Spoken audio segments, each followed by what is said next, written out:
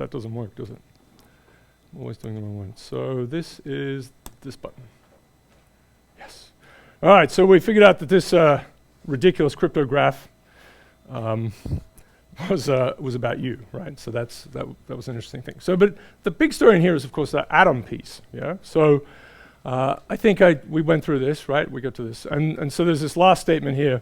So it could be very bad, right? If you had to put us together. Apparently, we're just made up of a couple of kinds of quarks, some electrons, you know. But it's really best not to see people as some cleverly called quark soup, right? So, you know, there is this issue. You could get into a bad situation, Terry Pratchett. That's a problem with being immortal. Okay, so let's just talk a little bit about atoms then. This is the second part of, well, what's become the second part of this little piece I have called a manifesto. I should bring, yes, okay. So Democritus, this is just a brief history of atoms, came up with the term, the idea that matter, looking around, right, all this stuff, us, if we could see close enough into it, we'd see all these individual pieces, and we couldn't break them, right? They'd be these little building blocks. This was not received very well. Plato wanted all his stuff burned. People didn't believe it, and people didn't believe it for thousands of years, actually, so, which we'll follow a little bit here.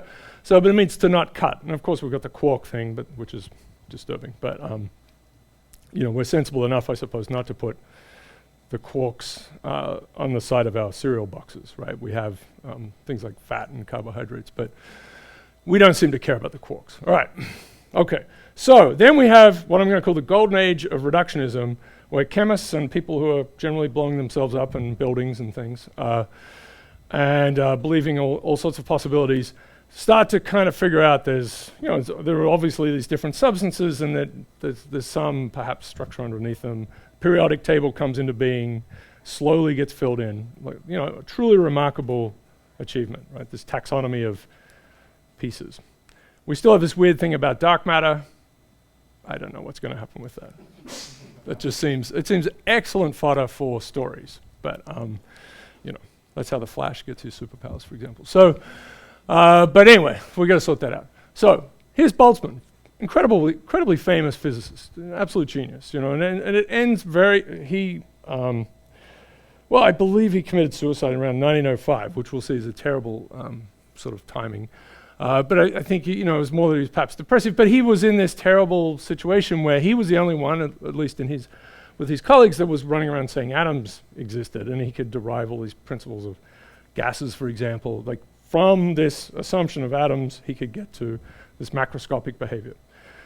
You know, so the world now in physics is trying to make us get from strings to, you know, these things. But very clever, right? Because you can't actually measure any of that. So that was well done. So if you really want to do something that, you know, is safe, you go into string theory.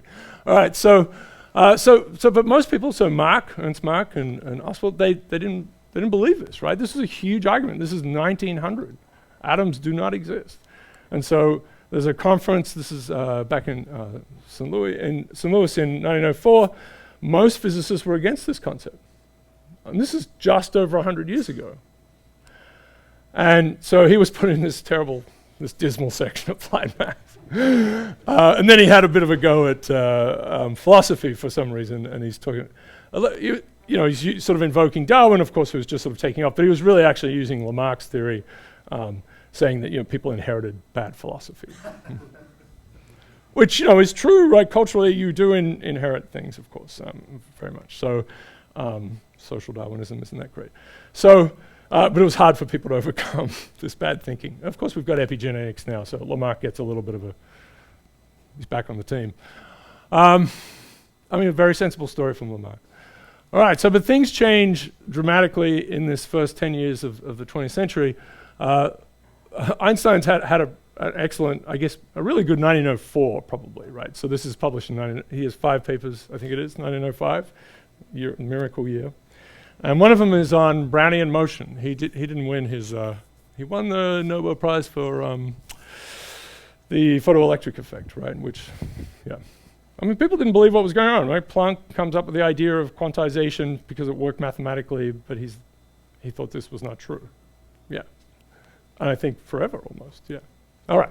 So Brownian motion. So the Brownian motion gave rise to this sort of macroscopic behavior, and we'll come back to this with random walks. Random walks are a beautiful thing, and it's a beautiful example of randomness giving rise to ordered structure and these power law distributions that we'll get to in the next phase.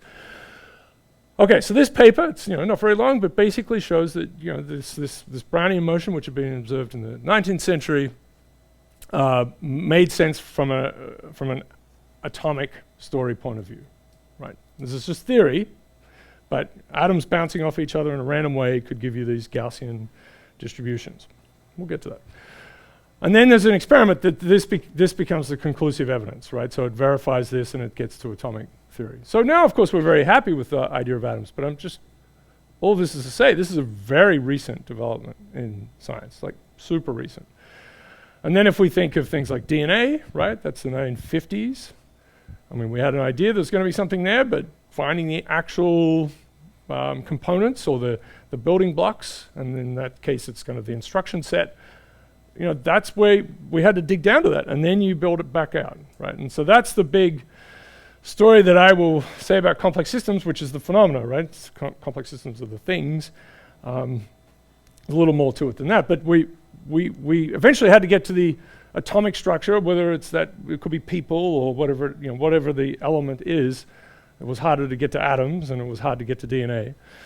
But eventually we get down to the smallest pieces, and we can't make up new things, right? Like all these, and if you go back in physics, all of these theories just disappeared. Phlogiston or circular orbits, they're gone. You can't have them anymore because we've got enough data and we've observed things and we have theories and it all works. And we got to a point where we have Newtonian mechanics, that all holds solid. And then we got to quantum and general relativity, and they're extra pieces on the end, which is fine. Like we didn't wipe out the theory that came before, which is the Kuhnian idea, right? That you sort of come along and everything that was before is completely wrong and you've got a completely new theory. So we finally got to a point where we had a core theory of things and we could start to add to it. And we see that the fields where it's been data scarce, they're more in that phase of theory blossoming, right? No data, no experiments, theories are all over the place, right? We have just an unbelievable number of theories. People are very creative. All right, so here's Feynman, who would be thrilled about his spaghetti situation. And he was fond of telling people what great ideas, but he was a very, very good thinker, there's no question. So if all of scientific knowledge were destroyed and only one sentence passed on to the next generation, right, that you're only allowed to send one thing on, what statement would contain the most information in the fewest words? And it would be this, right, that the stuff is made of atoms. It's the atomic hypothesis or realization for us. Little particles moving around in motion, attracting each other, and then they can't. All sorts of funny things happen. But this understanding, which is something that took us an enormous amount of time to figure out, I can't really emphasize this enough. Like 1905, 1906, 1907, 1908, it becomes an accepted thing. It was not in 1904, which is remarkable.